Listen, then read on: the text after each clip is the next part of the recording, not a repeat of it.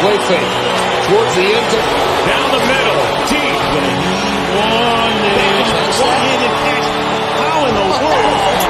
You have to be kidding me. That is impossible. That is absolutely impossible what he just did.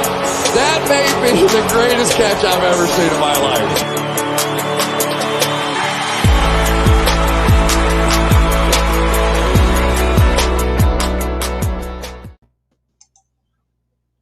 Welcome. Good morning. We are back. Destination Fantasy Week 13. This is the clinching week. This is, where it's do or die time, where either you're already in the playoffs or you fighting for that last spot, or you, getting ready for your first overall pick next year. So with that being said, here with my brother, like always, Deshaun. How are you today? Man, I'm wonderful, bro. A little bit tired, due to the Christmas season. Like you said, that I'm running on E right now, but I feel pretty good. How about yourself? Hey man, same thing, running on E, but it is that joyous time of the year, in real life and in fantasy. So, with that being said, all right, we're going to actually start off with some news and injuries off bat here. So, Okay. All right, so as far as injuries, as of right now, this is what we know. Kenny Golladay, Josh Jacobs, Jonnu Smith, Matt Breida are all out. DeAndre Swift is doubtful with still coming off that concussion. Daniel Jones had a really bad hamstring injury last week, so he's doubtful as well. So like Colt McCoy is going to start.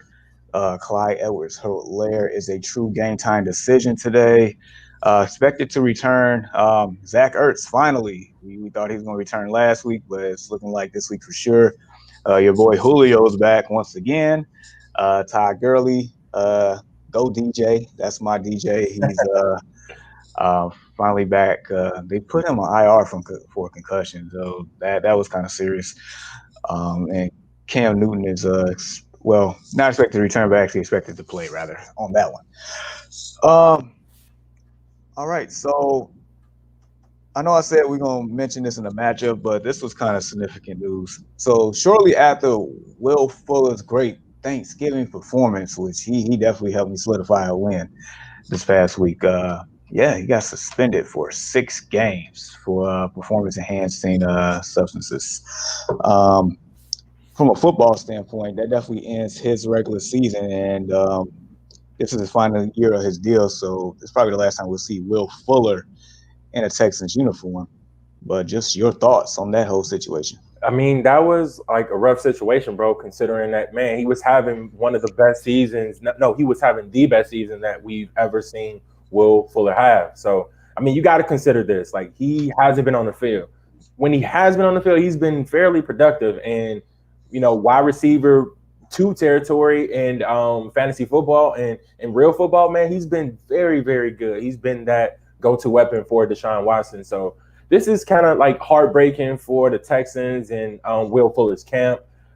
It was no mistake about, how much of a, productive wide receiver he can be when he's healthy. Right. He hasn't been up on the field. So, I mean, it's definitely a tough one. Absolutely. So, this is a next man up league. So Brandon Cooks, he is looking like the guy. Yep. Brandon Cooks was acquired over the offseason. Kenny Stills, they did release him as a mutual agreement between the two. Randall Cobb is on IR, so that looks like the prime pass catching target right now for Deshaun Watson. And we'll get into that more later when we go over their matchup here. Oh man.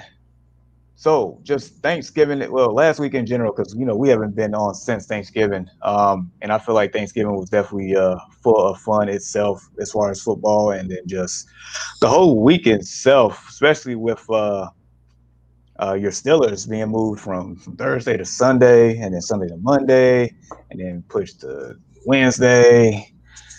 Well, as a Steelers fan, how do you feel about that? I feel like we got the short end of the stick. This hasn't been the first time it happened. It happened, when we played against Tennessee, and to move it not once, not twice, but 3 times, man. Like that's it's definitely a momentum killer. And I think it showed a little bit in like during that football game where we just didn't look like ourselves out there. It's just, and again, we just had one of those wins in which we just skated past the opponent there. Yeah, because me personally, I did not expect the game to be as close as it should, but that's probably due to everything that transpired until that moment. So, I mean, like Herm Edwards said, you play to win the game. That's why you play the games, right? Got that right. All right. So, with it being week 13, clinching week, I mean, hey, how many are you already solidified in playoffs in a couple leagues? Are you still battling for positioning? I'm definitely solidified in 3 out of 5 leagues right now. One is, I'm done in our main league, so I'm signing off, and I'm wishing everybody the best of luck in our main league. I'm always a part of the mix. First time I haven't made the playoffs in that league, so it's gonna be a little bit of a different look without me there. But kudos to everybody that made it, and good luck. But I'm definitely solidified in 3 out of 5, and I'm working on the 4th today. All right, what is that one that you're working on? What league is that? That is I think that's like the Django League, man. Oh, that one. I just ran off 3 straight to get back to that 6-6 mark, and I'm gonna need to win today, and I need a little bit of additional help. I'm gonna need someone else to lose in order for me to get in. Now, the standard out of like a 10-team league is that 6 players make it. But I believe in this one, it's only 4, and I'm trying to be that 4th guy to make it. Yeah, so I'm looking at the standards in that league, and I can't afford to lose and you win because I'll be screwed. Or basically, you trying to catch me or that what's this Dev Get Low guy? Yep. I'm gonna need someone else to lose, and I need to win this week. Don't know who I play. I didn't get a chance to look at it just yet, so whoever it is, like I'm gonna have to, make sure that I just looked. Take a guess. I'll play you. So man, look, I'm gonna have to do what I got to do. I'm gonna have to put in like my fire lineup, do whatever I can to go ahead and make sure that I'm at least in the postseason in 4 out of 5 leagues. So. Oh man! Wow. Yeah, I was telling you offline a little bit. I didn't get a chance to actually like check it because, dude, I've been so busy. But yeah, man, I don't even know what the matchups are looking like. I don't know what anything is looking like right now. Yeah, I'm gonna have to take a really hard look once we're done here because that's gonna be wild. So. You know what? I know normally we do our main league as far as the screen share. I'm gonna do our destination fantasy league this time because that's at this point definitely more relevant. Yes. Okay. All right. So just getting it up here.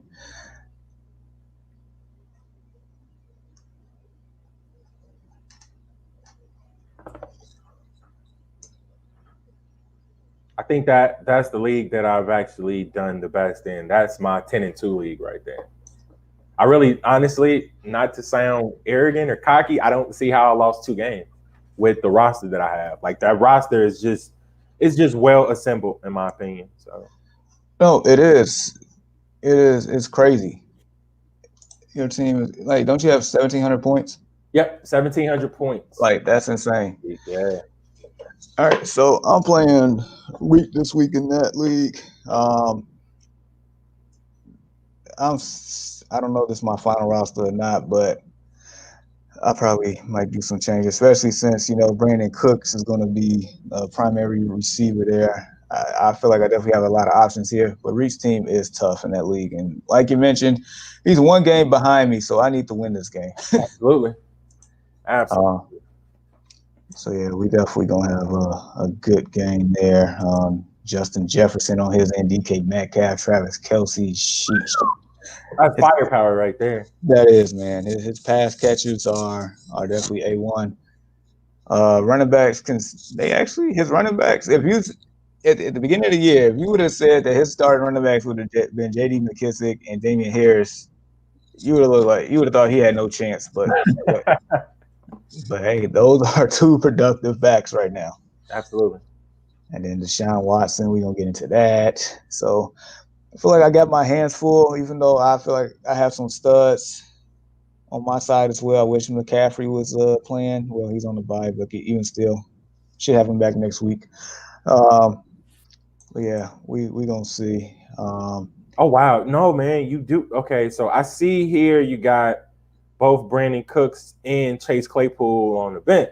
So that means you definitely got some other firepower. But I see like the other pass catchers that you got, Adams, McLaurin, and Cup. That wow, like that's quite a arsenal of wide receivers you got there, buddy. Yeah, I wish I could have did something with them to get some more value here for running backs, but I mean, it's the type of league that we're in, so it is what it is. I just make do with what I got here. So I'm gonna switch to yours really swift. Your team name is Trophy Room, right? Yep. All right. All right. Shout out to Billy Goffin. I'm actually expected to lose this one, it looks like. So is this my final roster? It probably is, looking at the other options I have on the bench. So right here is where it gets. This is what it's going to be. So I feel like I can get pretty good value out of my running backs here with Cook, Gibson there. Hopefully Dallas Goedert has been super productive over the past couple of weeks. He's been the main target there with everything that Philly has been going on.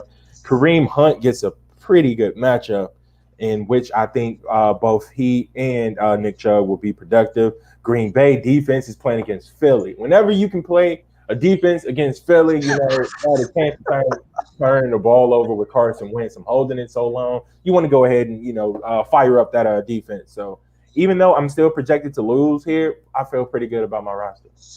Oh, yeah, not to mention you got the league's leading scorer as your kicker right now. Man, that Young Ho Koo is a weapon. I'm sorry. His name is Young Wee Koo. Like that's how you pronounce. Oh. Yeah, it's pronounced Young Wee Koo. For everybody that's been calling Young Ho Koo, his name is Young Wee Koo.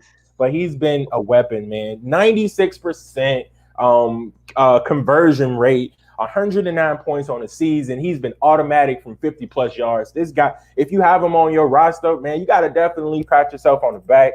He is a viable fantasy weapon. Man, you are not kidding. And I feel like you all have the matchup of the week as far as high power players is concerned. I think I probably had the more significant matchup today, but you have definitely the main event in my eyes on that one. So definitely good luck to all parties today in that regard. So, all right. So ready to get into some matchups? Let's do it. Okay. So that being said, all right. New Orleans at Atlanta. For New Orleans side, are we going to actually see more like pass catching production out the Saints offense with game 3 of Taysom Hill starting here, or are we going to see some of the same and Alvin Kamara being held back a little bit? I think we're going to see, pretty much like similar like game, like tape from this one. I think it's going to be the Taysom Hill show. He hasn't been, he hasn't even been significant in the passing game here, but what he has been given to his fantasy owners is his ability to rush the football. I think he got 2 rushing TDs in the last couple of games, and I think we'll see that again today. Now, granted, he is going up against an Atlanta defense. If it's a defense you want to take shots, this would be it. So hopefully Taysom Hill can go ahead and get something going in like the passing game. But in my opinion, he's still a very solid play. I would probably have him at top 15 quarterback play just because of what he can do with his legs. Fair enough. He definitely has a high floor in that regard. So on the other side, last week we saw Atlanta had an offensive explosion. It was a lot of people had their jaw dropped but it was a trap game for the Raiders. This time around, I know Atlanta always gets up for New Orleans no matter what. Last time they played, Atlanta laid a dud. I mean, are we going to see some of the same here? Is anybody expected to have any type of fantasy relevance besides probably Ridley and Julio? No, but like you said, between those two guys, that's going to be the bulk of the fantasy production there. New Orleans defense, even though they're traveling in this one, New Orleans defense is very, very solid, man. So I'm very curious to see who Marshawn Lattimore will guard. Will he guard Julio? Will he guard Ridley? Would it be a combination of both? But that's definitely the wide receiver cornerback matchup that I really want to see today.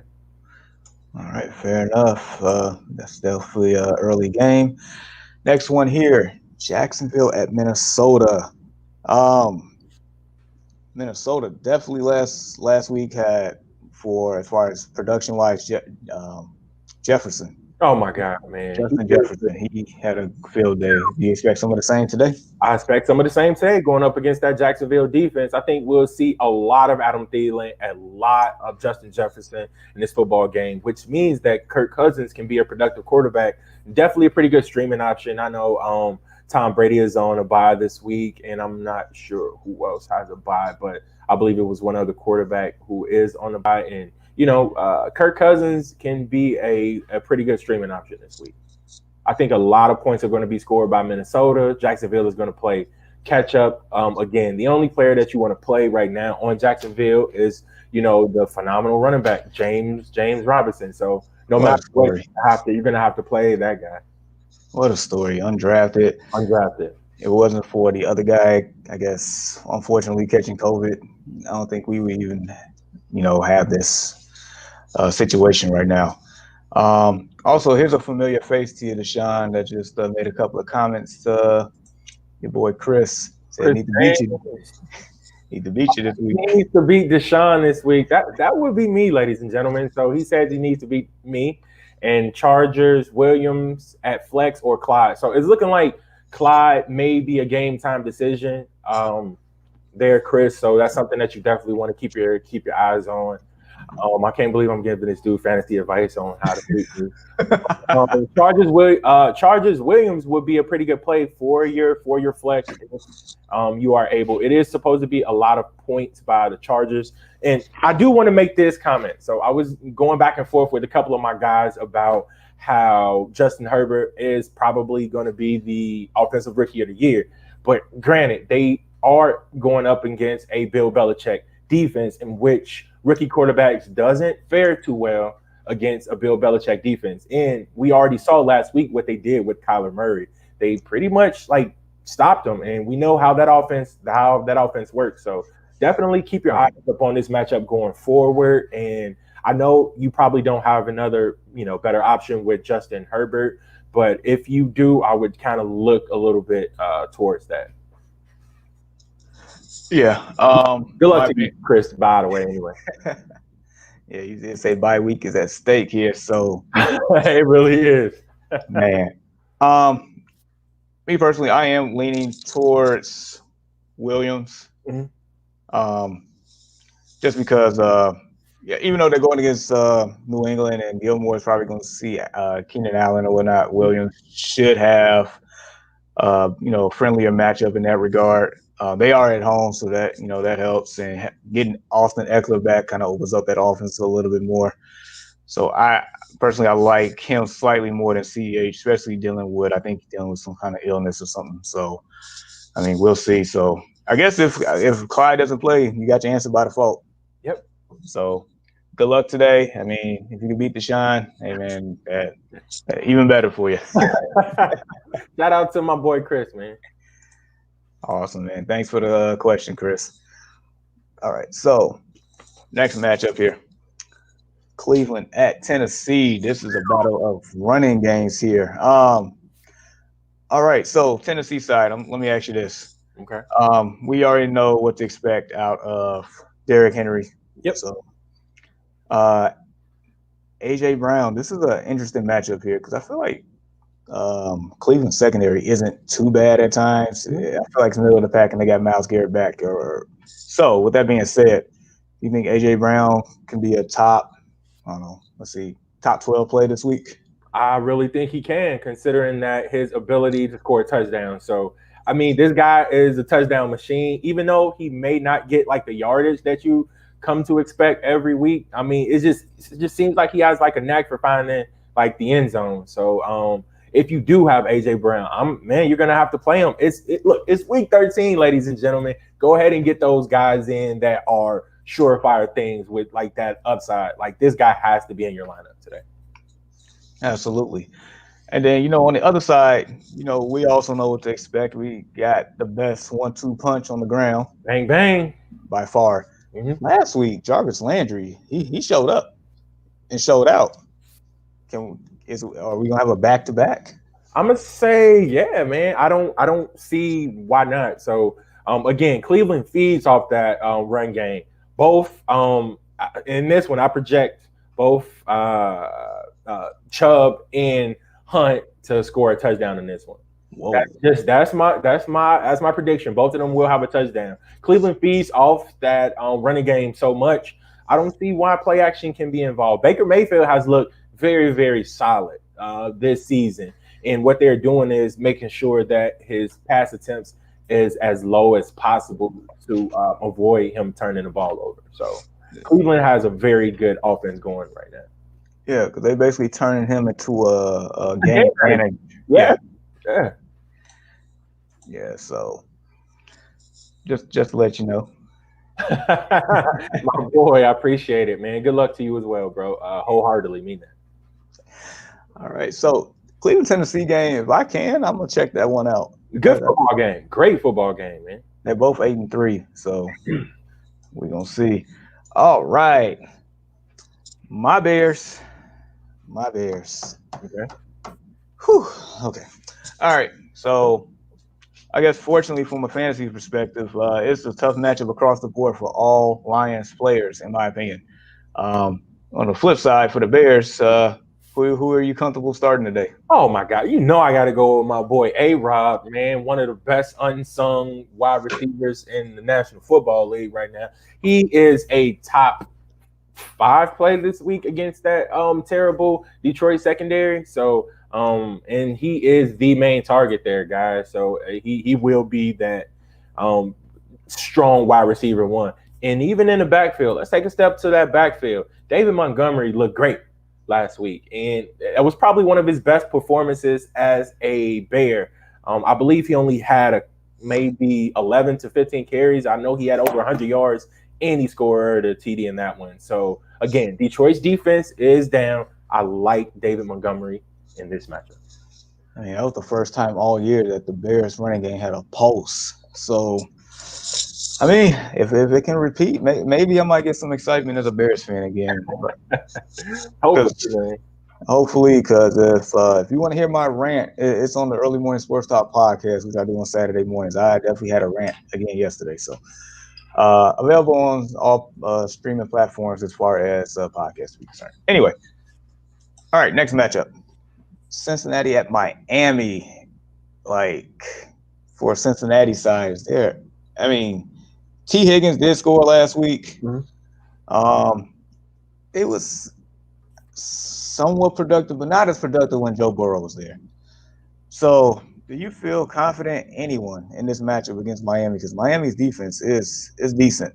Yeah, man. Miami's secondary is very, very good. And even Tyler Boyd was held to 3 catches and 15 yards last week. So he looked like a JV player out there, man. So it's whenever you have a good quarterback go down, that is just like terrible. But the offense suffers as well. So any of those guys on that roster, I would just be a little bit weary about playing. Like seriously, Miami's defense in secondary in particular is very, very good. So I got all of my Cincy players up on the bench, man. This is a week in which I cannot afford to have someone, in my lineup and just throw up a dud. So I'm leaving those guys on.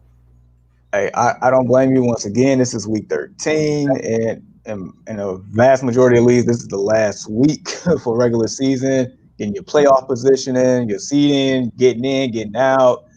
this is it. Like, this is do or die time. As far as the Dolphins, like I mentioned earlier, in fact, I don't know if I mentioned it on air or not, but Tua is expected to start. So I think also I want to say Myles Gaskin is back as well. Pass catchers, still got Parkers. Anybody you feel comfortable playing today, you know, because with it being like this is it, like, do you feel anybody comfortable enough to play somebody today? On the Miami side? Yeah. Yeah, you're definitely, you know what, Tua, I would probably stay away from, even though he has a pretty good matchup here.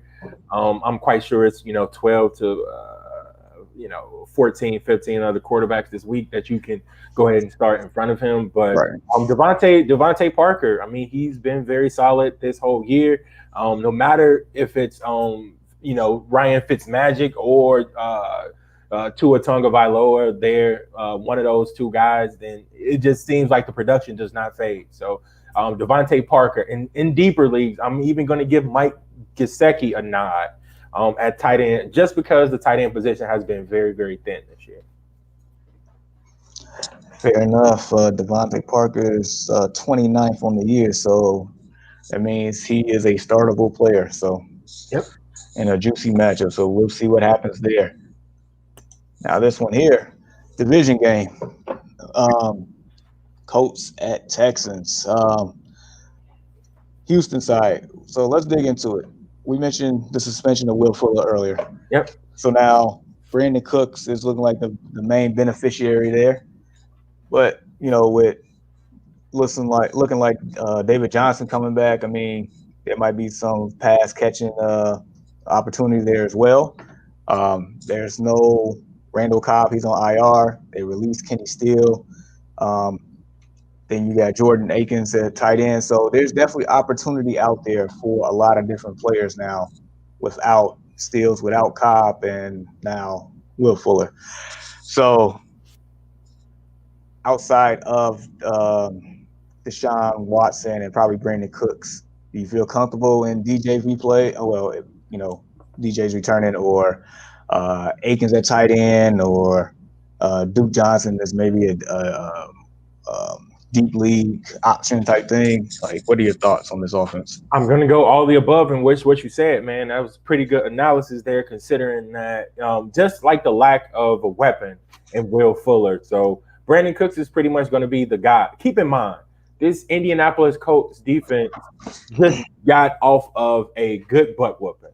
I mean, like, my gosh, they looked flat. They looked dull. They couldn't tackle. Like, it was that. I've even played Indianapolis defense, and they actually lost me a game last week because they had -5 points, and I ended up losing by 4. So, I am telling you, it was tough for me to sit there and watch. Like, I felt really confident in them going in, but I think they do have a bounce back game here, even though they are on the road. I think they remain solid.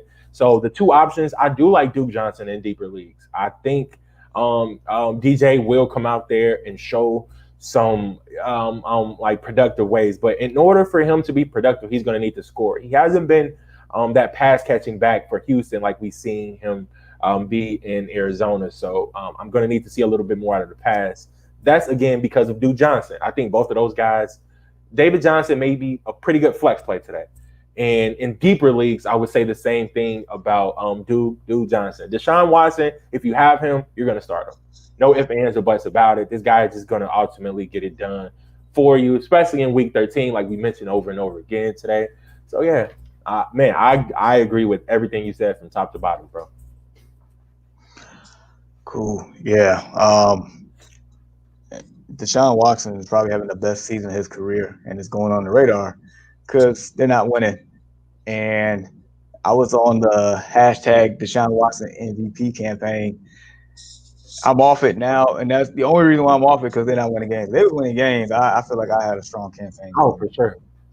All right, so on the flip side, Colts looks like Jonathan Taylor is back. Nyheim Hines has been like a pleasant surprise for them as far as fantasy wise.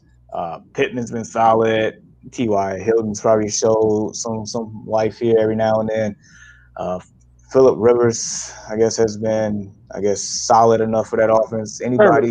Serviceable. Yeah. So anybody you feel comfortable starting? I mean, it is a good matchup here.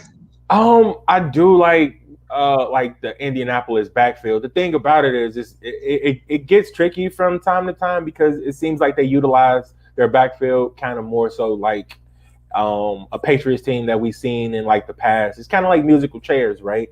And they like dump off a bunch to those backs, and that's why Nyheim Hines will be a productive running back today. I feel like pass catchers, man, it's really tough to trust any of those guys because Rivers kind of spreads the ball around again. Indianapolis as a whole, I don't like a lot of their players. I think you can find a better option than Phillip Rivers, unless one of your guys is on like a bye or something like that. So Right. it's Indianapolis as a whole, other than that backfield, I'm not very comfortable playing. Fair enough. I feel like this is going to be an interesting game, and I might have eyes on it personally myself. So It's definitely going to have some playoff implications for Indianapolis going forward for sure. yeah. So all right. So let's move on to the next one here.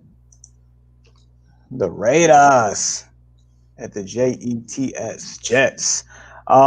So like I mentioned earlier, no Josh Jacobs, so it's looking like the Devontae Booker show.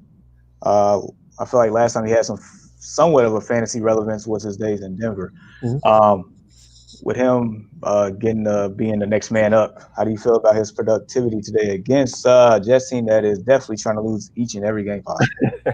Yeah, Devontae Booker is a pretty good streaming option this week. I would go ahead and insert him into flex with RB2 upside, just considering the matchup overall. So I think that's a good play. Man, I'm waiting up on a good game from Darren Waller right now, man. Like a lot of fantasy owners need him, myself included. I do have him in a matchup in which I am trying to win and lobby for jockeying position for the postseason. But Las Vegas should definitely have this one in the bag. Derek Carr should have a bounce back game. They looked just downright, like awful last week. So I think they're looking out to, make things right again up on offense. All right. Yeah, because last week that was embarrassing for them. On the flip side here, anybody outside of Crowder that you will put in your lineup today or no? Oh, the Mims guy, man. I see him maybe in like a deeper league. You can go ahead and insert him in as like a flex, but outside of those two guys, no, man. The Jets right now are a fantasy and reality wasteland. Oh man, harsh but true. All right, so next matchup here. All right, we got the other New York team who's sharing the same wasteland, Giants at Seattle here. So like I mentioned earlier, Daniel Jones is probably not playing. It's looking like Colt McCoy. As we know, Seattle's secondary is historically bad. So do you feel comfortable starting the Sterling Shepherds, the Evan Ingrams, the Darius Slaytons? Like, how do you feel about these guys? Okay, so I don't feel very comfortable with them, but I'm going to give like very slight nods to Sterling Shepard just because of his target share. And like, he's going to be a guy that's going to give you 5 to 7 catches a game. And what he does with those are completely up to that Giants offense. So Evan Ingram, again, tight ends, very, very thin this year. And I can see him being slightly productive in this one just because of that. Seattle defense is very bad. But this should be a game in which Seattle should run away very, very, very easily. And the Giants should be playing from behind. That's the only way how I can see them being productive. Definitely. And just a quick note. So, Sterling Shepard, he missed 4 games this year. Outside of the game against the Bears, he's had at least 6 catches in every game and has put up double-figure points for you. So he's definitely had a pretty steady floor there, for sure. Seattle side, last time we seen DK Metcalf, he kind of ripped open the Philadelphia Eagles secondary and showed them why he's one of the top receivers in the league. Do we expect the same thing today Also, do we expect Tyler Lockett to, be productive? Carson, and we already know hashtag let Russ cook, but basically, what do you think about Seattle's weapons here today? Man, you're going to play them all. I feel like this is going to be a game in which you're going to play them all. Chris Carson had a great, tough run into like the end zone last week, and I was actually sitting at home with my son watching that football game. I'm like, that's how you run the football. You run it with some brutality behind it, and that's exactly what he did. So I like Chris Carson for today's matchup. It seems like those other running backs have been cutting into his production because I think they're doing that in order to keep him healthy for like the playoff run, which I'm as they should fine with that. Again, Russell Wilson, come on, man, no brainer. You're gonna definitely play him. DK Metcalf. So, man, we had a back and forth about this guy. Is he a top 5 receiver? Is he one of the, the premier? What? Yes. I mean, how can he not? Man, this dude is amazing. 58 catches, 1,039 yards, 9 season ain't over yet, ladies and gentlemen.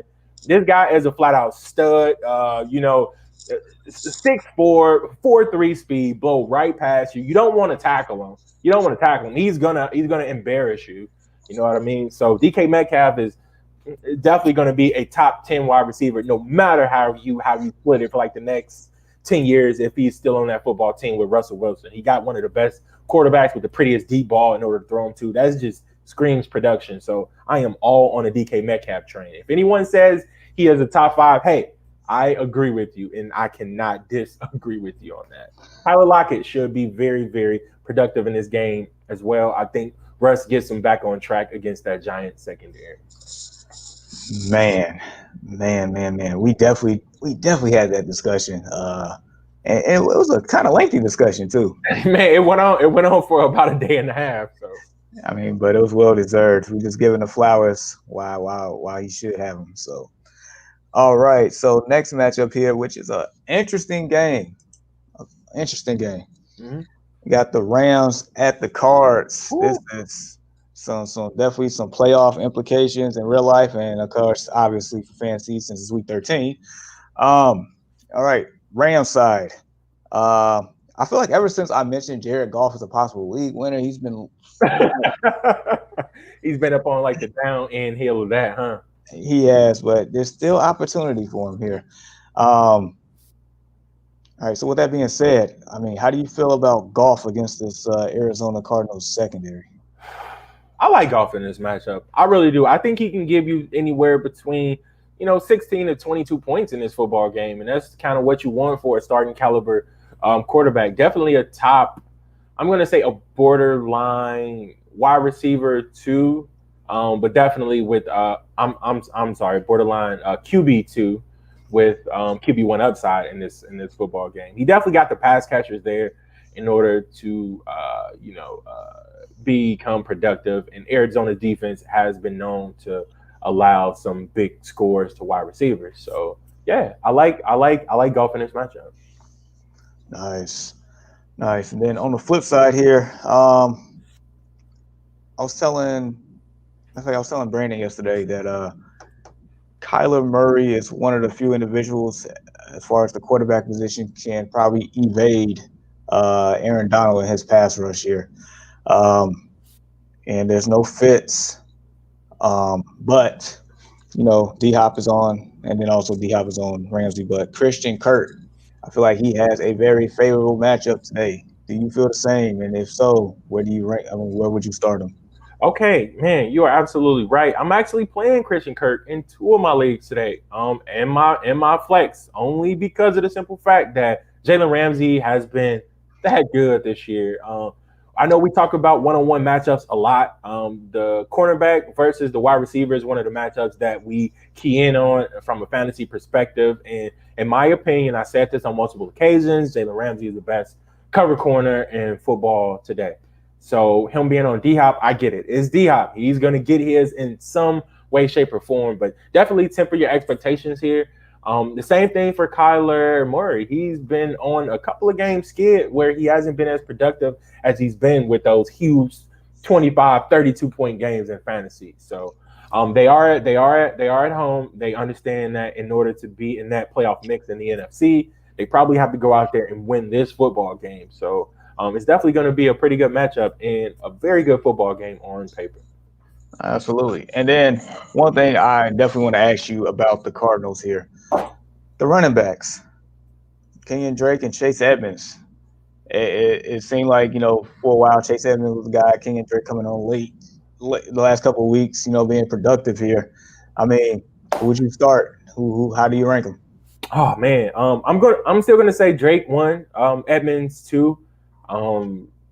Drake has the ability to run the football as well as catch it, and I feel like Edmonds they're only using exclusively in the passing game. They may give him 2 to 5 carries a game, and he is one of those running backs who can turn that into big production whenever he is in the open field. But I'm going to lean towards Drake. I'm going to lean towards the running back who's going to get the red zone carries like we like to do in fantasy football. So I'm going to roll with Drake 1, Edmonds right behind him.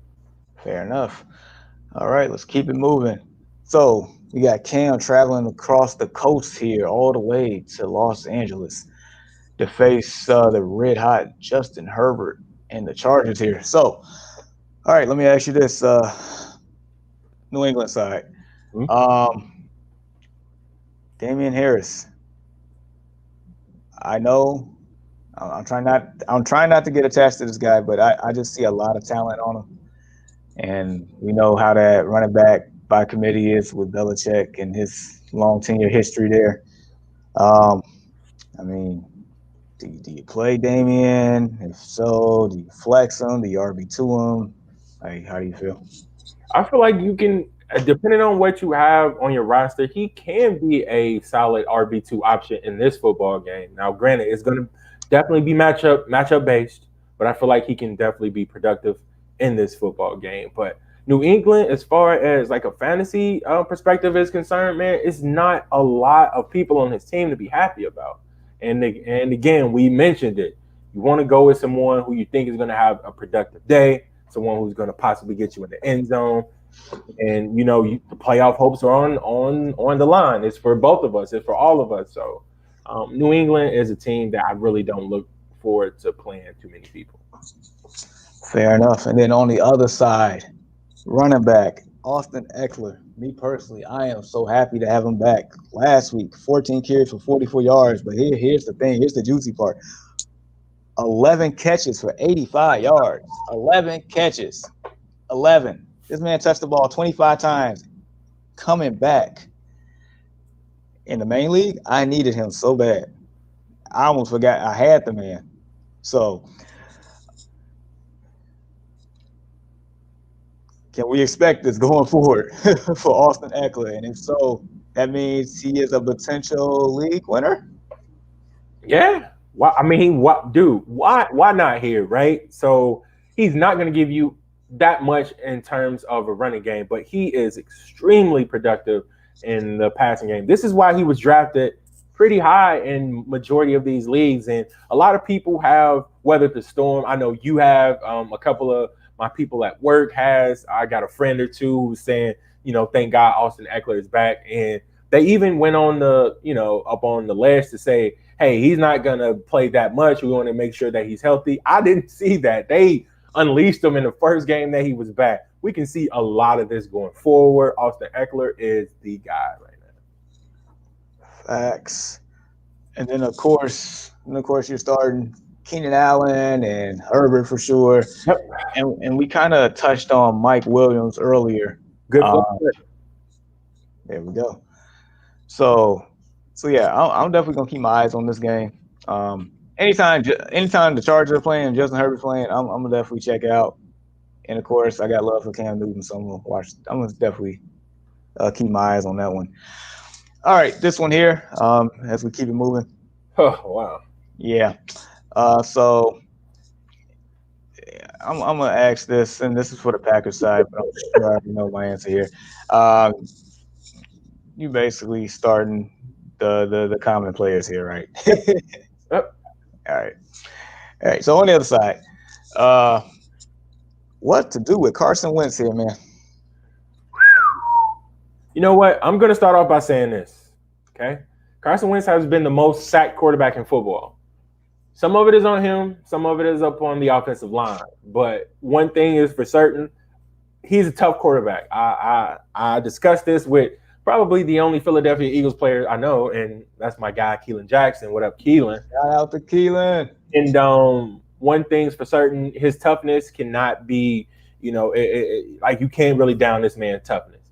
With all that he had to endure this season, offensive line changes, wide receiver changes, injuries to his main running back in Miles Sanders. So tip your hat to Carson Wentz. But Carson, you're going to lose this football game, buddy. And this is going to be one of those games in which Green Bay should pull away fast.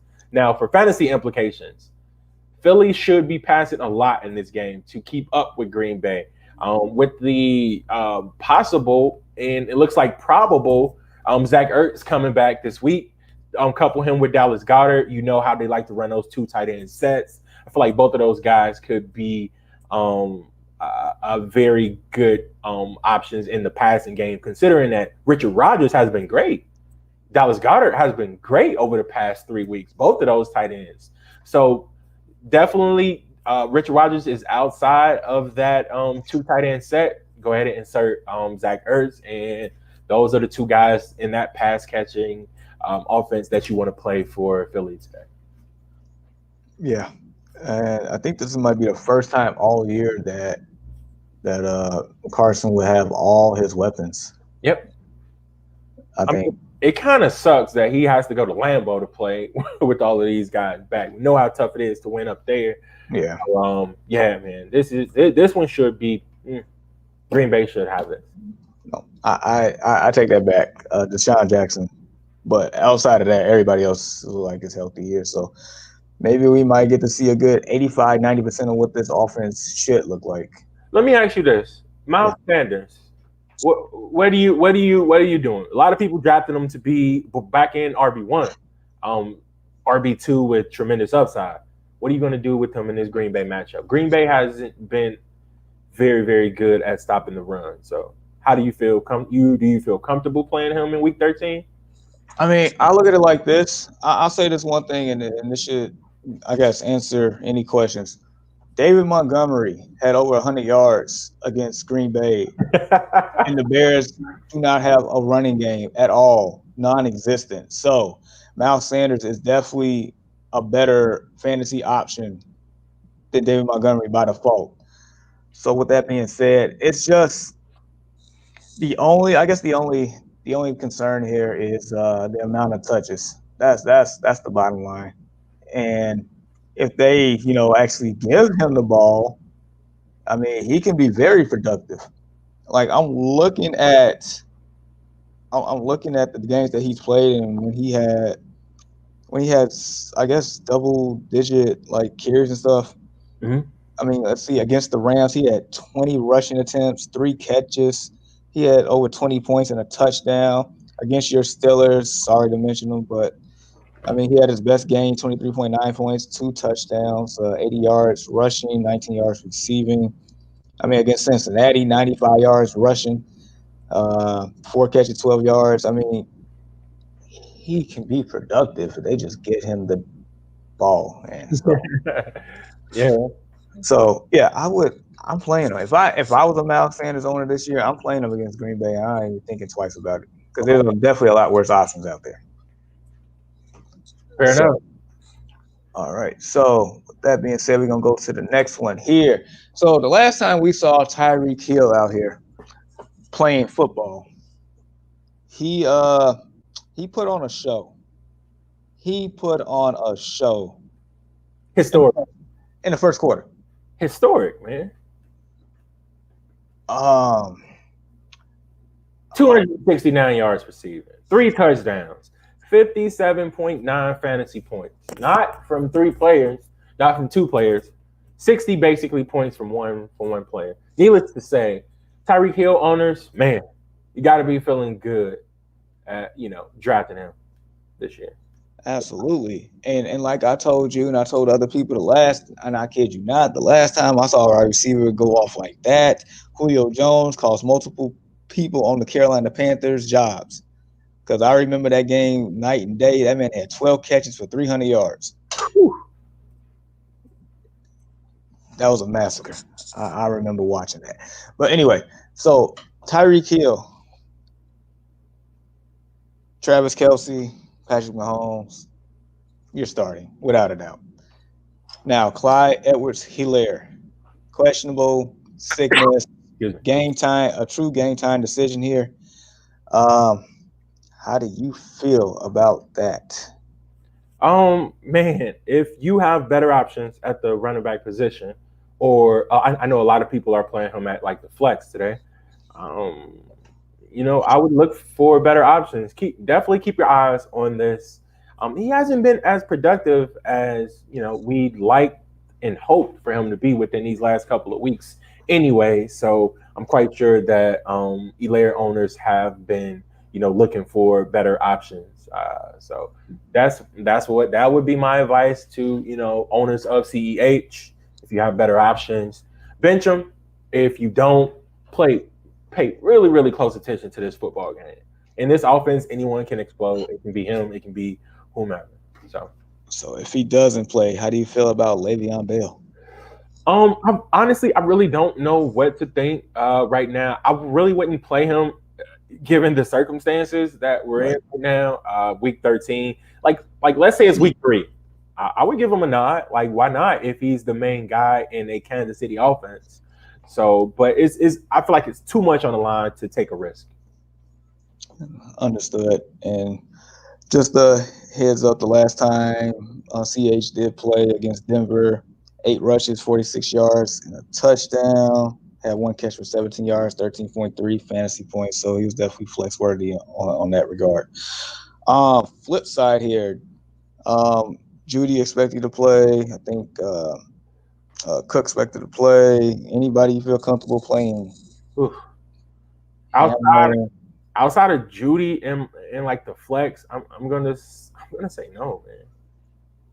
I'm gonna say no. It's too much. It's too much at stake, and you really want the surefire things. Denver has been just god awful, bro. Like, they just been god awful. And like the game that they had last week, in which they had to call up a practice squad wide receiver to play QB. Come on, embarrassing.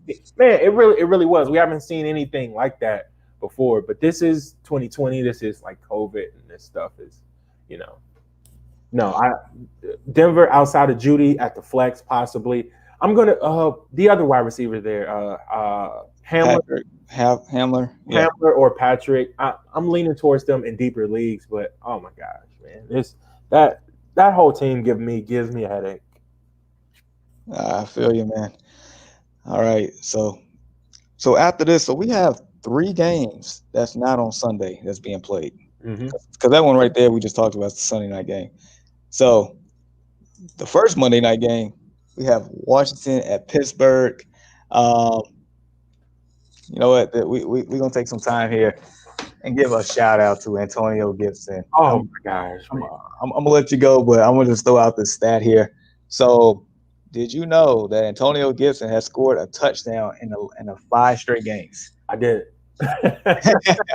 I did. I am a happy, very ecstatic Gibson owner in a couple of my fantasy football leagues. And granted, remember, bro, like, we had the conversation about him being on like the waiver wire, and I just like picked him up, and it's like what are you doing? Like, who's not doing their research out here, man? So I mean, like, my eyes lit up like a Christmas tree, and I grabbed him, and he's been just nothing but productive. This guy has been amazing. 11 touchdowns this season. 11.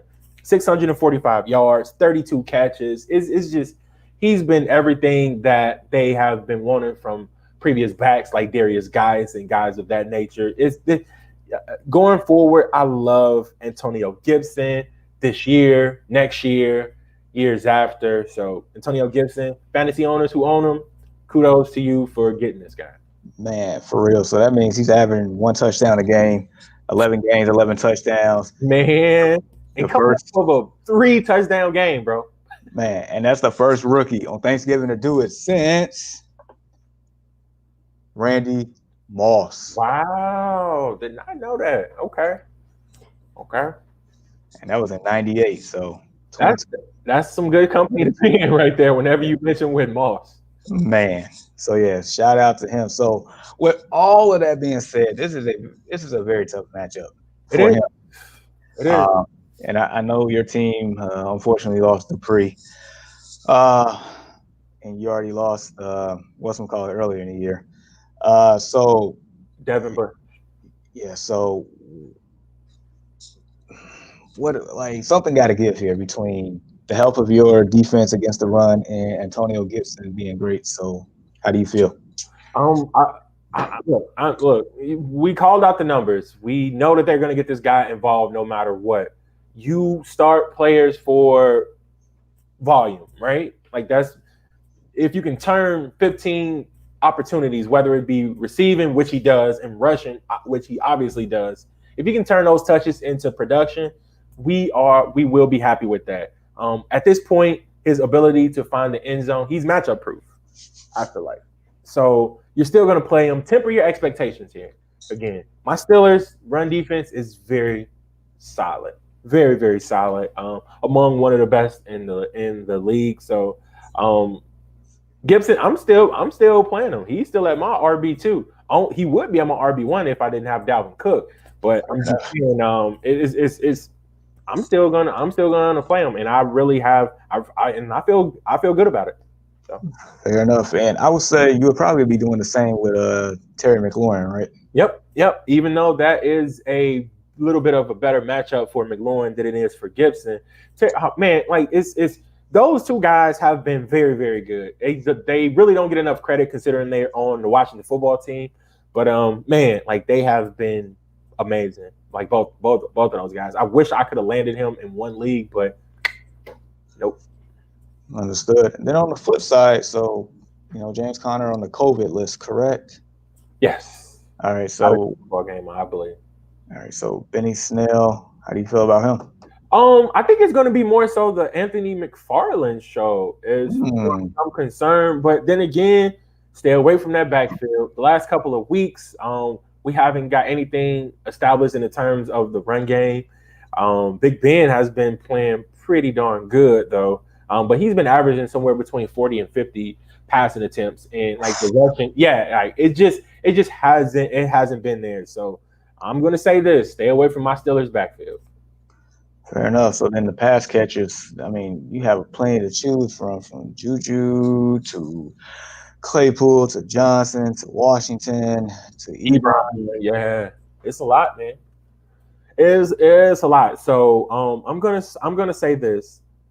Roethlisberger would have had an amazing game, like a more amazing game. I don't know how many passes were dropped in that football game, but I'm guessing it was somewhere between 5 and 6 that I saw with my own eyes. So.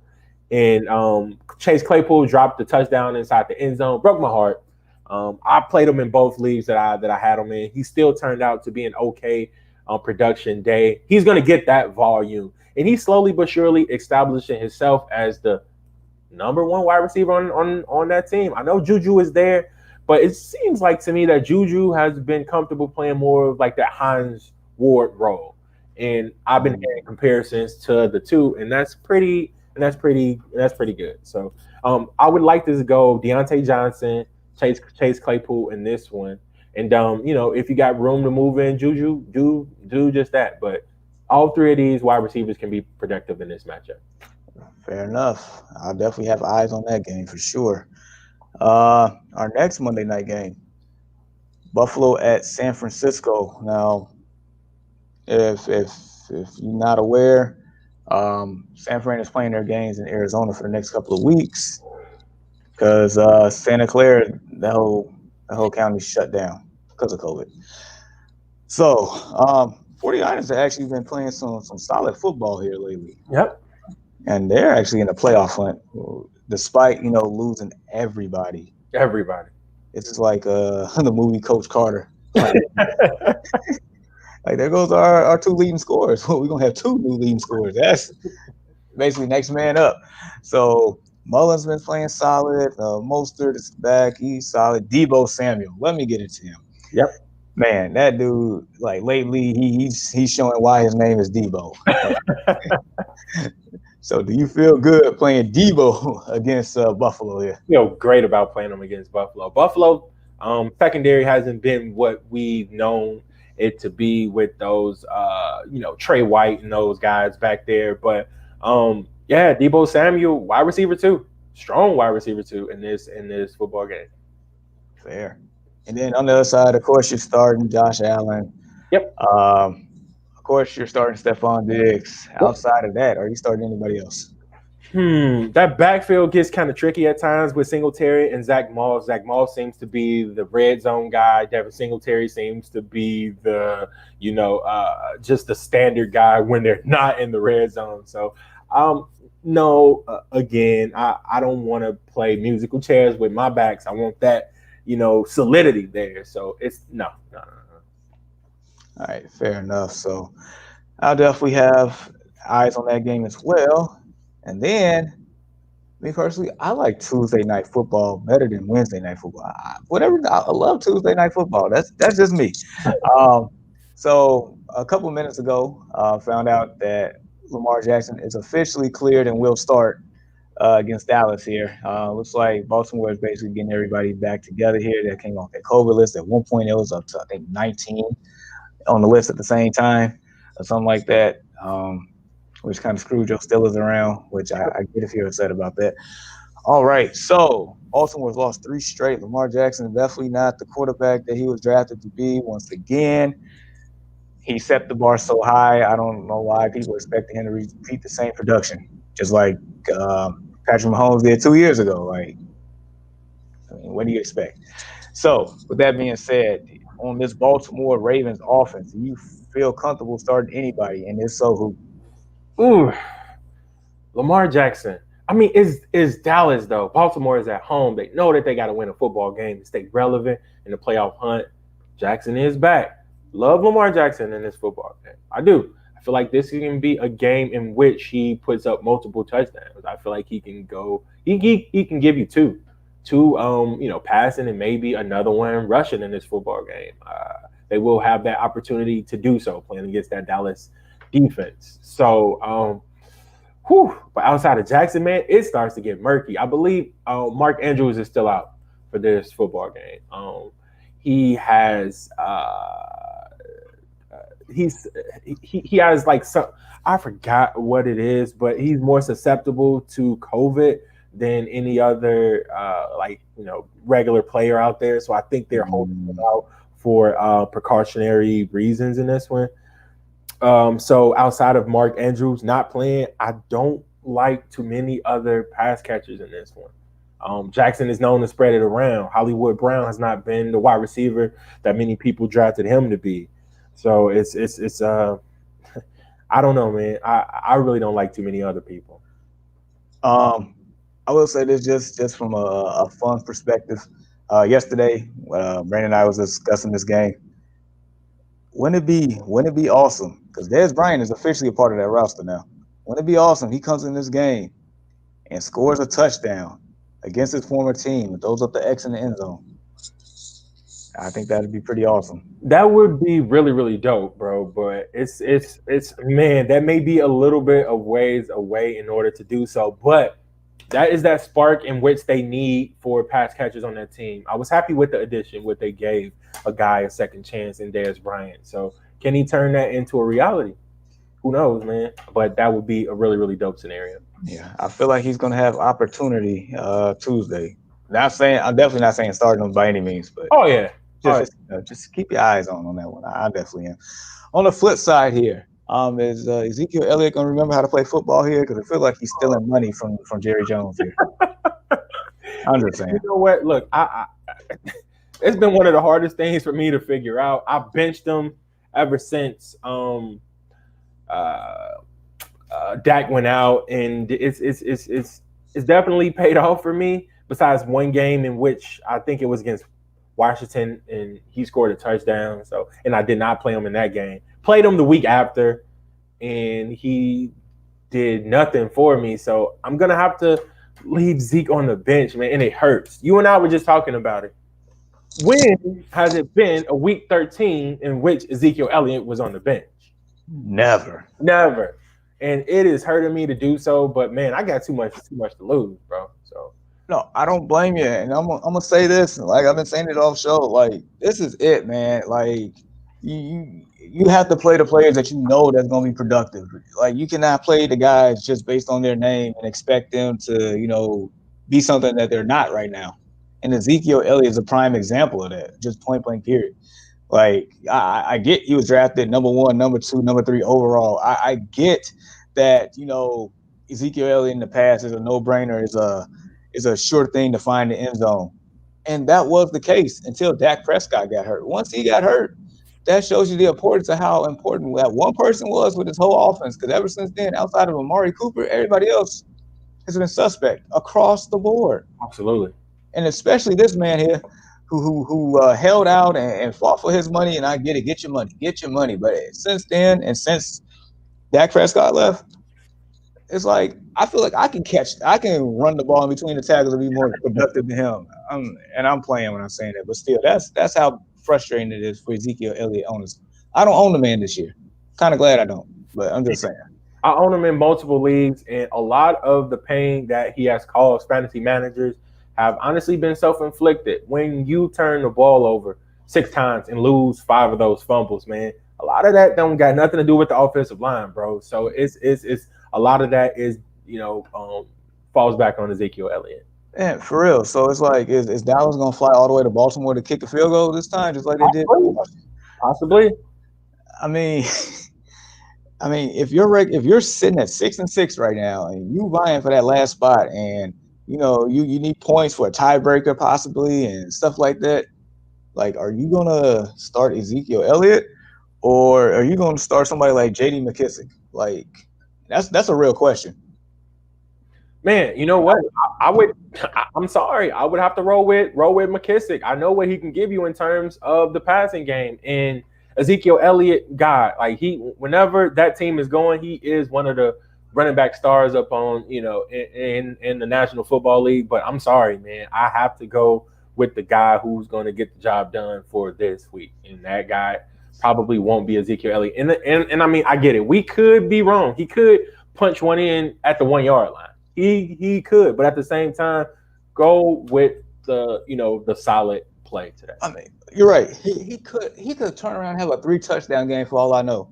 But between the evidence that has been shown for the first 12 weeks and it being a Tuesday game, so that means you putting all your eggs in one basket for a guy that hasn't really done anything. I'm just saying. So, all right, I'm done with him. So I would still, me personally, I would still play Cooper. Do you feel the same on that one? Yes. Cooper is probably the only pass catcher in which you have to play. Yeah, and then maybe the only other consideration would be CeeDee Lamb in deeper leagues right now. Yep, CeeDee and flex. Okay. All right, so that wraps up for all the matchups today. So, all right, man, how do you going through all this? How do you feel? This is it. This is like your final exam, man. Right. I'm a little bit nervous, and rightfully so. It's look, the bottom of we've touched on it multiple times today. Go ahead and play those players that are surefire home run hitters and who has produced that solid track record over the past 5 weeks. This is what you want to go by. Don't get too cute in this one and say like we just mentioned, yeah, I'm gonna play Ezekiel Elliott. Man, his name is better than McKissick's, but that production just may not be there. Don't get cute. Play the guys that got you there. There are some exceptions to the rule depending upon the matchup, but no, you definitely want to look at like the past track record of that player that you are optioning to swap out, and just go with the solid pick, ladies and gentlemen. That's what we want to do in these last few weeks. Exactly, man. Like the goal is to get in. Yep. Get in the playoffs. Yep. Once you get in the playoffs, all bets are off. We think it happen. Anything can happen. I've seen it. I've done it. So, heck, bro. So, just saying, good luck to everybody out there. Week 13. This is the end of the regular season from fantasy football. So, I'm just saying, don't come crying next week talking about, man, I ain't make the playoffs. I play Ezekiel Elliott. I ain't trying to hear it. I'm not. Just being honest. So, all right, man. All right, everyone. Thank you. Definitely, check out our website, thedestinationfantasy.com. We got apparel, we got shirts that's going on sale. Thank you for the ones that participated in our Black Friday sale for the whole week. We got more sales to come. It is the holiday season. Who knows? We might actually give out a shirt. Who knows? Anyway, definitely check us out there. As far as where to find us, for the ones that's actually, on right now watching us live on Facebook or YouTube, Twitter, if you haven't already, hit that notification bell. So you know when we're coming on, which is every Sunday morning at 7:15 Central Time. But even still, hit that notification bell for us on all platforms. Does a lot for us, especially from a YouTube standpoint. We appreciate the questions that you guys been giving us, the positive feedback. If you like something, let us know. If you don't like something, let us know, man. We're here to give you guys dope content and actually productive content. Absolutely, man. This is our first year doing this podcast, so definitely been a learning experience, but a fun one nonetheless. Very fun. Yeah, for sure. So yeah, definitely hit that notification bell. Follow us on Instagram. We'll have all the links for you on there. Podcasts everywhere: Spotify, Apple, Google, you name it, we're there. And we, like I said, we appreciate all the support we've been getting. So next week, we turning it up. It's playoff time. You know it. So Deshaun, good luck today. Thank you. Likewise, bro. Appreciate it. I understand if you got to do what you got to do in that Django league. Yeah, man. I'm sitting here trying to come up with a solution here to beat you because I'm the underdog in that matchup here, and I can't afford to lose. I'm gonna have to tell Reap to make sure he set his lineup and get low so I can win. But all right, y'all. Until next week. Peace out. Peace.